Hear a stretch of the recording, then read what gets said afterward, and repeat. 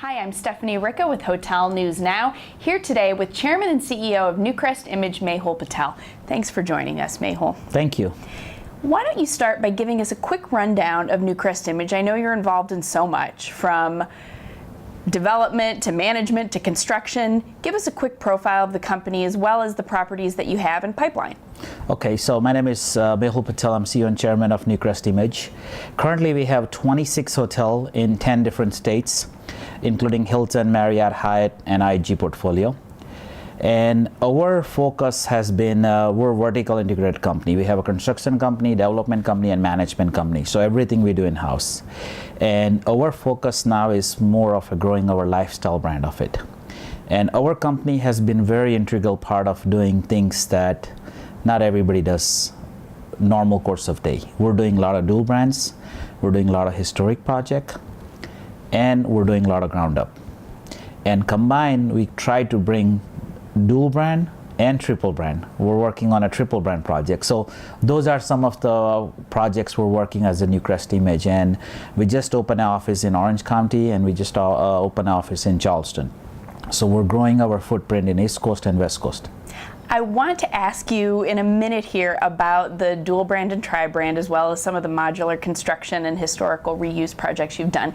But first, let's go back to that branded lifestyle segment. Like you said, Marriott, Hilton, IHG, Hyatt, you have a lot of that branded lifestyle product. What attracts you to that, and what makes now a good time, both as a developer and from a consumer standpoint, for brands like that? Okay, so I was exposed to first 2013 when Marriott bought the AC hotel from Spain, and they wanted to grow here in America. So first, when I saw the AC brand, I kind of say maybe this could be a good concept. So we did open our first AC hotel in New Orleans. So it was a really learning curve for me what lifestyle brand is, and I was really exposed to the lifestyle aspect of it. It's art, light, music, European-inspired breakfast, European-inspired interior designing, which is timeless design. So when we did that first hotel, it was a very good experience for me to learn. And that experience has allowed me to evolve our company to say, why don't we focus our brand, our company into lifestyle? So since 2014, we have signed 6 AC hotels. We have 2 open now, and 2 are opening this year. And we're doing lifestyle with a lifestyle extended hotel. So we're doing 2 AC and residency as a dual brand. So we're combining the extended stay and lifestyle together and make the extended stay portion of the brand much more like a lifestyle experience on it.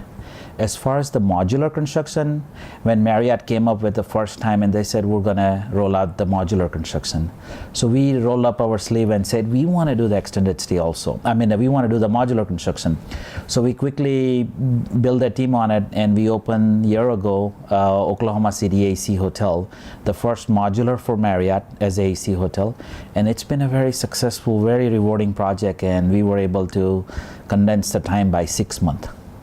That's fantastic. And I've heard a lot about modular and the benefits at this conference and in the past few months, especially now as companies are really looking for profitability and quickness.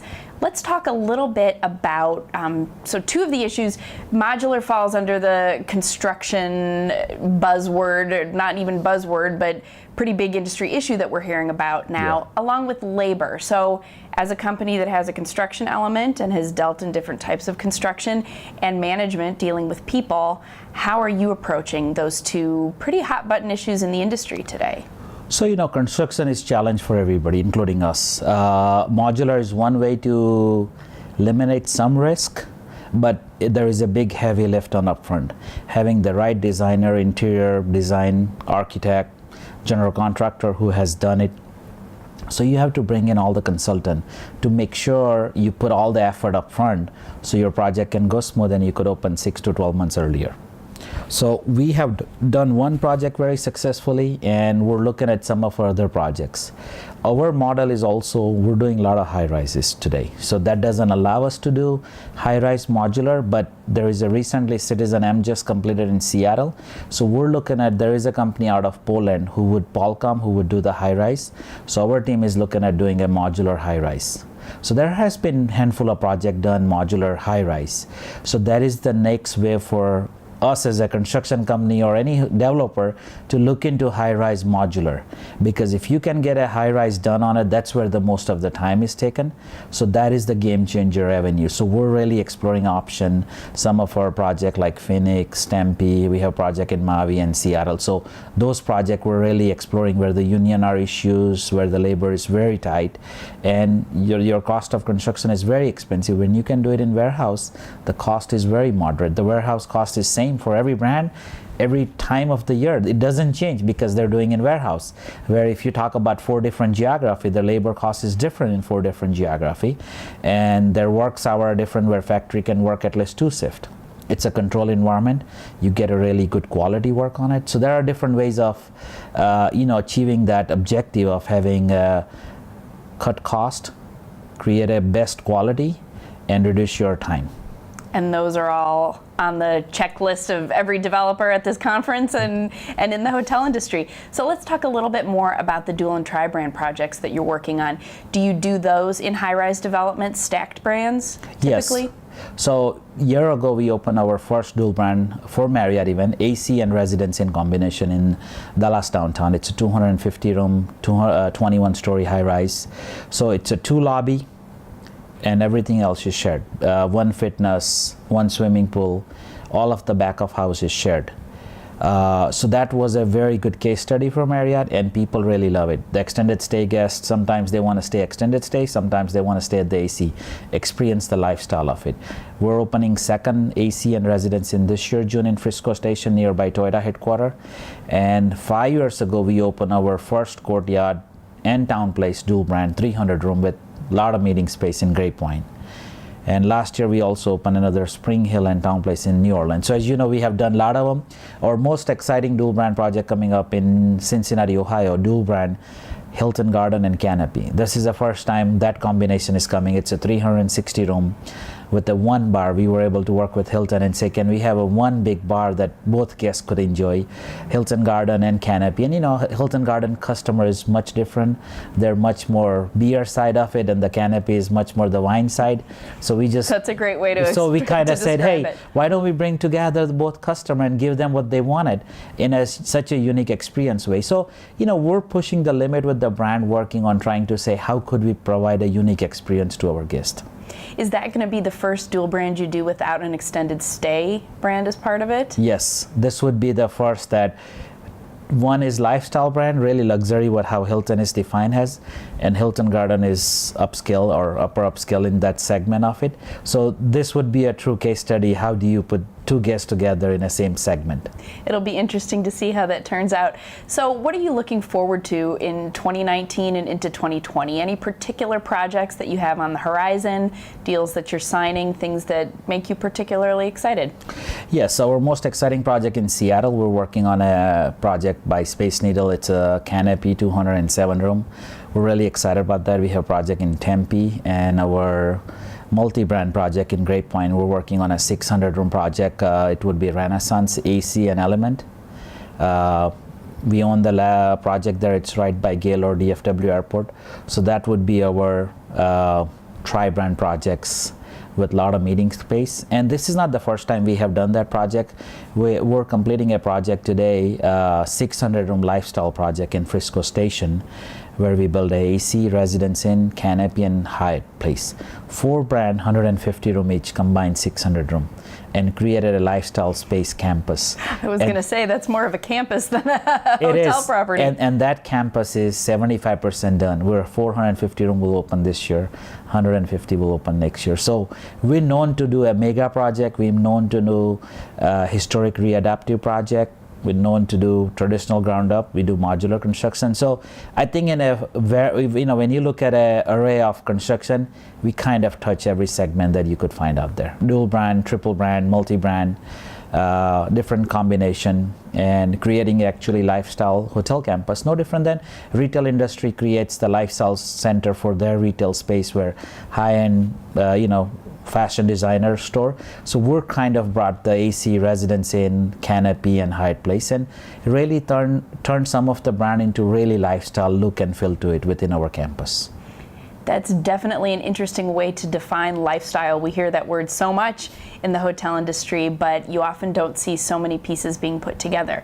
On that front, I'd love to close by getting your take on U.S. hotel industry as a whole. At conferences like Alice, where we are filming this, people like to talk about what are the indicators of the next downturn, what's the worst thing that's about to happen, what's coming up next. How do you approach that type of macro thinking? Are you thinking, hey, we're getting business done today, or we better worry about the future? Well, I mean, my approach to the cycle of business is our industry is just too quick to react. Every year we ask the same question, how are we doing this year? And so it's very short-minded in my opinion. I think the leader of this industry has to look beyond saying, we have a more of good time in industry than the bad time on it. So we kind of focusing our time and energy from the good side to the looking over the bad side. Are we going to get in recession and stop fixing more time on fixing the organization and trying to cut back and all that part? The way I approach is, if you want to be in business long term, you have to look at a horizon is you cannot time anything perfect. When you build a hotel, it takes 3 to 5 years. There's no way you could time the cycle. So you have to understand that every project you do, can you self-sustain in good time and bad time, and have a right allocation of capital, cost of doing business, and a good operation model, good brand. And if you have this basic item, it doesn't matter which recession proof or whatever the cycle you are in. And that's how I kind of take approach to it is, we cannot be doing business every 3 to 5 years. What's going on now? I have to slow down. I have to gear towards, and you cannot take care of your people at that point, because today the biggest asset is our human capital of any company. And today the shortage of labor, it's going to create a lot of uncertainty within the people who are short-term thinker in this industry. So my approach is there. As I said, we have more good term. I think we are over 100 months long term without any downturn effect. So we would have an impact, but the impact will be in such a smaller scale in a different pockets. Not every pocket's going to take a hit on it. So you just have to find the right pocket where you make an investment and really work hard and preserve a management that you could sustain this, weather the storm, and everything would be back to normal on it. So yes, we will have time, but everybody's saying 19 would be fine years. Yes, things would be fine. Maybe 20 would be okay. We've been saying since 2015. Every year I kept some takeaways from every ALS or lodging conference, and I have my takeaways from every year, and everybody said we're going to have 3% growth, and we always do more than 3%. So I think the takeaway sometimes is we just react too quickly in our industry, where if you look at airline, financial industry, and many other industry don't react to a lot of stuff. They just business as usual. We're going to have along the way some bumpy road, but we'll weather the storm on it. So I think everybody needs to say, just stay put and just continue to do what you're good at every day, and everything will be fine. That's great advice to end on. Thank you for joining us. Thank you.